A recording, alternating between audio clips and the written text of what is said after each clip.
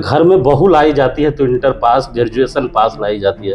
अपनी बेटी को डॉक्टर और इंजीनियर बनाने की हम चर्चा कर रहे हैं, विज्ञान की चर्चा कर रहे हैं, और जनप्रतिनिधि ऐसे व्यक्ति को चयन करने की आप बात कर रहे हैं जो अपना शपथ भर नहीं कर पा रही है। कहूँगा कि now the present time politics is not commitment, it is a dirty मैं मैनेजमेंट। कहना चाह रहा हूँ कि दुमका में जब चुनाव होगा तो सर भाई चुनाव लड़ेगा, बेरमो में चुनाव होगा तो बेटा चुनाव लड़ेगा, रामगढ़ में होगा तो पत्नी चुनाव लड़ेगी, मांदर में बेटी चुनाव लड़ेगी। तो बन्ना गुप्ता जैसे जो सोशल वर्कर हैं वो कब आगे आएंगे? कार्यकर्ता केवल झंडा ढोएंगे कि परिवारवाद का ये बोझ लेकर आगे चलेगा कांग्रेस या अभिमन्यु भी माँ के कोख में 6 दरवाजे तोड़ने की विधा जान चुका था, 7वां नहीं तोड़ पाया था।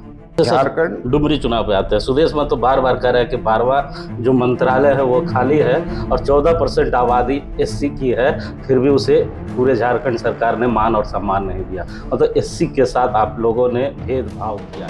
कल रक्षाबंधन है और भाईजान डुमरी आ गए हैं। क्या लगता है भाईजान के आने से कितना नुकसान होगा इंडिया को? कौन भाईजान? ओवैसी साहब की सभा चल रही है। अरे ओवैसी साहब क्या बोलेंगे? मतलब आपके नज़र में 30,000 जो मुसलमान है डुमरी में उसकी कोई अहमियत नहीं है? आप ये अब भाजपा के आदमी है क्या? भारतीय जनता पार्टी ने भेजा पत्रकार है। किसी का आदमी होता है? नहीं हो सकता है, क्यों नहीं हो सकता? आप अपनी पत्नी के तो पति होइएगा ये कि नहीं होइएगा? हर कोई होता है अभी। हाँ तो निश्चित है। अब कोई हिम्मत है, सब्र मेरा लबालब है भरा नहीं हूँ, वो मुझको मुर्दा समझ रहे हैं उनसे कहो मैं मरा नहीं हूँ। वो कह रहे हैं मिटा दूंगा नस्ल तुम्हारी, उनकी आदत है डराने की, मेरी फितरत है मैं डरा नहीं। नमस्कार, डी फोकस में आपका स्वागत है। मैं हूं हिमांशु। डुमरी का चुनाव अब सबाब पर है। लगातार दिग्गजों का आना शुरू हो चुका है। आप जैसा कि कल ही देखे होंगे कि भारतीय जनता पार्टी के कई दिग्गजों ने डुमरी में प्रचार किया और अपने जो यशोदा देवी है उनके पक्ष में वोट मांगने का काम किया। वहीं इंडिया टीम भी आज से मजबूती से अब उतरने की तैयारी कर चुकी है और कांग्रेस के कई दिग्गज नेताओं का डुमरी आना जाना शुरू हो चुका है। हमारे साथ कांग्रेस पार्टी के दिग्गज नेता और राज्य के स्वास्थ्य मंत्री बन्ना गुप्ता सर भी हैं। सर बहुत स्वागत बोकारो में। जी नमस्कार। ओवर कॉन्फिडेंस कहीं ले नहीं ना बीतेगा आपको? नहीं, ओवर कॉन्फिडेंस की बात ही नहीं है, बात है बहुत साधारण। जिस आदमी ने अपने जानते हुए अपनी जान की परवाह नहीं किया और ये जानते हुए कि चिकित्सकों ने उनको गहन चिकित्सा कक्ष में रहने की सलाह दी, ये जानते हुए कि वो धीरे धीरे मौत के गाल में समा रहे हैं, इसके बावजूद भी उन्होंने अपना जो है जान माल की सुरक्षा किए बिना उन्होंने डुमरी की जनता के लिए रात दिन काम किया और मैं तो ये कहूँगा कि उन्होंने जनता के लिए शहादत दे दिया। और ऐसे बड़े कम बिरले लोग मिलते हैं जो राजनीति या सार्वजनिक जीवन में जनप्रतिनिधि के हैसियत से डुमरी की महान जनता उनके इस बलिदान को कभी भूलेगी नहीं। इसलिए ओवर कॉन्फिडेंस की बात नहीं है, बात तो वो है। झारखंड की जनता जब भी आपको सुनती है, क्योंकि बहुत संघर्ष के बाद आपने राजनीति में ये मुकाम पाया है, मैंने जहाँ तक देखा है, तो आप भी मानते हैं कि अब झारखंड में दूसरा बन्ना गुप्ता पैदा नहीं हो पाएगा? आप मानते हैं कि अब झारखंड में दूसरा जगन्नाथ महतो नहीं पैदा हो पाएगा? अगर श्रद्धांजलि पर ही वोट दी जाएगी, अगर घर में बहू लाई जाती है तो इंटर पास ग्रेजुएशन पास लाई जाती है, अपनी बेटी को डॉक्टर और इंजीनियर बनाने की हम चर्चा कर रहे हैं, विज्ञान की चर्चा कर रहे हैं, और जनप्रतिनिधि ऐसे व्यक्ति को चयन करने की आप बात कर रहे हैं जो अपना शपथ पत्र भी नहीं पढ़ पा रही है, तो वो जनता का आवाज़ विधानसभा में कैसे उठाएगी? जहाँ तक आपने मेरा प्रश्न किया, चूँकि एक साथ आपने 3-4 विषय पर बात की है, जहाँ तक मेरे बारे में बात है तो मेरे बारे में एक लाइन में मैं कह सकता हूँ कि बैठे थे इत्मीनान से तो कोई जानता न था, मेरी तबाहियों ने मुझे मशहूर कर दिया। पुलिस ने मार के, जेल भेज के, गोली चला के, नाना प्रकार के अत्याचार करके मुझे जो है एक सामाजिक कार्यकर्ता और राजनीतिक जीवन दिया। आज भी मेरा ये मानना है कि मैं पूरी तरीके से नेता नहीं बन पाया, और मेरा अपना यदि व्यक्तिगत मत पूछिएगा तो मैं अपने व्यक्तिगत मत में ये कहूँगा कि now the present time politics is not commitment, it is a dirty management. जहाँ तक सवाल है निरक्षरता और साक्षरता का, तो ये तो लोकतंत्र की विडंबना है कि लोकतंत्र में टीचर बनने के लिए आपको बीएड चाहिए, प्रोफेसर के लिए एमएड चाहिए, लेकिन मंत्री, शिक्षा मंत्री, स्वास्थ्य मंत्री बनने के लिए ज़रूरी नहीं है कि स्वास्थ्य मंत्री चिकित्सक ही होगा, शिक्षा मंत्री जो है शिक्षाविद ही होगा। वो नहीं जानते थे। तो ये कोई ज़रूरी नहीं है कि हर आदमी जो है प्रखर विद्वान हो जाए। जितने बड़े बड़े लोग हुए हैं नहीं सर, वो सारे बड़े झारखंड में नहीं, बात सुनिए, जब आपने कहा है जी, तो जितने बड़े बड़े इतिहास के पन्नों को उठाकर देखिए कि जितने बड़े लोग हुए हैं वो सारे प्रखंड विद्वान लोग साक्षर नहीं थे, लेकिन अनुभव के आधार पर, कर्म के आधार पर उन्होंने जो है बड़ी बड़ी जो है रचनाएं रच दी हैं। ये राजनीति का ये पैमाना बहुत उचित नहीं है। सर मैं जो कहना चाह रहा हूँ शायद आप नहीं समझ। अरे मैं समझ मैं गया। कहना चाह रहा हूँ कि दुमका में जब चुनाव होगा तो सर भाई चुनाव लड़ेगा, बेरमो में चुनाव होगा तो बेटा चुनाव लड़ेगा, रामगढ़ में होगा तो पत्नी चुनाव लड़ेगी, मांदर में बेटी चुनाव लड़ेगी। तो बन्ना गुप्ता जैसे जो सोशल वर्कर हैं वो कब आगे आएंगे?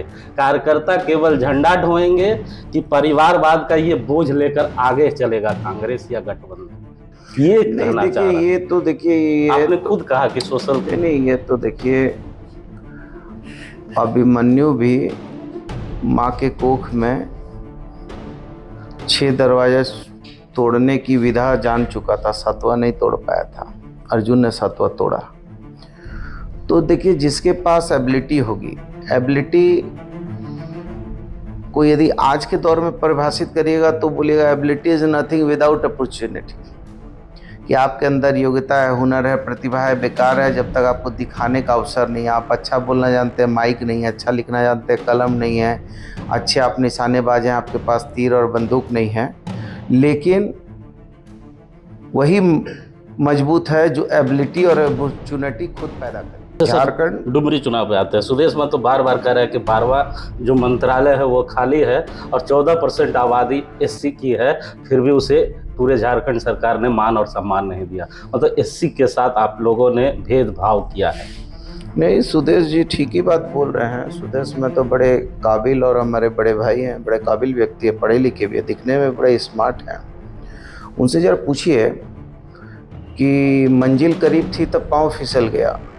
जब बाबूलाल मरांडी 27% आरक्षण को तोड़ रहे थे और पिछड़ों के गला को घोट रहे थे, तो यही जो है सुदेश महतो जी पीछे से उस सरकार का पुरजोर समर्थन कर रहे थे और अपने मंत्री सही वगैरह सारे लोगों का समर्थन दिया था। उस समय क्या था कि द्रौपदी का चीरहरण हो रहा था और जो है भीष्म पितामह जो है भरे दरबार में देख रहे थे, और आज ये इनको एससी की बात याद आ रही है। अरे आपने तो तोड़ दिया जी, पिछड़ों का गला घोट दिया, 27% आरक्षण की हत्या कर दी। आप किस मुंह से बोल रहे हैं?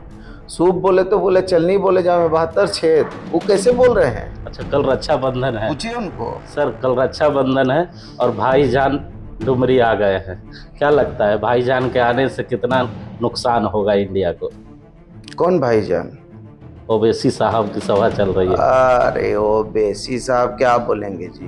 मतलब आपकी नज़र में 40,000 80,000 जो मुसलमान हैं डुमरी में, उसकी कोई अहमियत नहीं? आप ये अब भाजपा के आदमी है क्या? भारतीय जनता पार्टी ने भेजा है? किसी का आदमी होता है? नहीं हो सकता है, क्यों नहीं हो सकता? आप अपनी पत्नी के तो पति होइएगा ही कि नहीं होइएगा? हर कोई होता है, आप भी है। हाँ तो निश्चित है। अब कोई एक होता है, कोई 3-4 भी होता है, पूछिए, और लोगों से नाम नहीं बोलेंगे।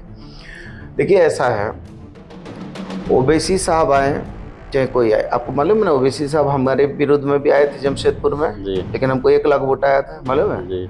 और भाजपा को भारी मत से हराया था हमने जी। और आदरणीय हमारे देश के यशस्वी प्रधानमंत्री भी आए थे मेरे विधानसभा में। जी। एक तरफ में यशस्वी प्रधानमंत्री, आदरणीय प्रधानमंत्री, और भाजपा के लोग पता नहीं क्या क्या संबोधन करते हैं, हम नहीं जानते, हम तो कम पढ़े लिखे आदमी हैं। तो इधर वो सभा किए, वो उधर वो सभा किए, एक ही विधानसभा में, और तब हमको 1 लाख वोट आया और भारी मत से हरा दिया हमने। ठीक है, ओवैसी साहब को इस देश के मुस्लिम भाई समझ चुके हैं कि ये भारतीय जनता पार्टी की बी टीम है, और ये वहीं जाते हैं जहां भारतीय जनता पार्टी संकट में होती है। और आज जब इंडिया का गठन हुआ है और जो चीज़ आज तक ये लोग ने सोचा नहीं था और गठन हो गया और सब लोग मिलकर राष्ट्र हित में एकजुट होकर लड़ने को तैयार हो गए हैं, तो भाजपा की बी टीम भी सक्रिय हो गई है। तो ओवैसी साहब लाख कोशिश कर लें, लेकिन झारखंड के लोग जो हैं वो शांति, सद्भाव, प्रेम में जीने वाले लोग हैं, और झारखंड के लोग किसी के पीठ में छुरा ना भोंकते हैं, ना उसको बर्दाश्त करते हैं। इसलिए मेरा अपना है, बहुत बड़े शायर रहे, उन्होंने क्या कहा था मालूम है कि गनीमत है सब्र मेरा लबालब है, भरा नहीं हूँ। वो मुझको मुर्दा समझ रहे हैं, उनसे कहो मैं मरा नहीं हूँ। वो कह रहे हैं मिटा दूंगा नस्ल तुम्हारी, उनकी आदत है डराने की, मेरी फितरत है मैं डरा नहीं हूँ। तो डराते रहेंगे, हम लोग लड़ते रहेंगे। और विरासत के तो नेता हैं नहीं, कोई बाप दादा तो मेरा नेता नहीं था ना, तो विरासत के नेता नहीं है, हिरासत के नेता है। हिरासत के नेता मतलब समझे, मार खा के पुलिस जुल्म सह के नेता बने हैं। इसलिए सब जोर जुल्म के टक्कर में संघर्ष नारा है।